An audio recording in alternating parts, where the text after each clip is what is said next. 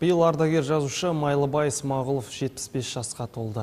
Осыған орай қалам мен тауарих қашаған қаламгер атты ардагерлер сағаты өтті. Шараға жазушы журналистер, зиялы қауым өкілдері қатысты. Іс-шараның мақсаты қоғамда ерекше істермен, ақыл парасатымен, адамгершілік пейілімен және сан түрлі өмір белесінен өткен ардагерлерді өскелең ұрпаққа дәріптеп, патриоттық тұрғыда тәрбиелеу болып табылады.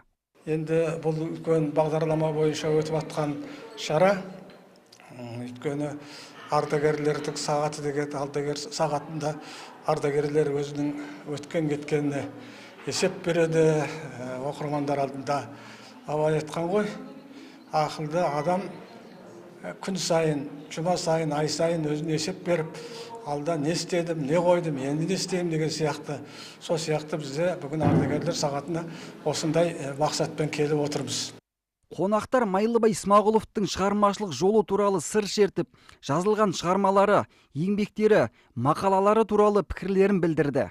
Майлыбай Смағұлов өзі енді рухани жағынан, мәдени жағынан болсын, сосын тіпті соңғы кезде ислам діні туралы жазып жүрген шығармалары көпке танымал бола бастады. Ол бірнеше кітаптардың авторы. Өз кітаптарында ол осы Сарысудан тарихына байланысты, сол Сарысудан аса көрнекті азаматтары болған, министрлер болған, жазушылар болған, ақындар болған, композиторлар болған адамдар туралы көптеген шығармалар жазды.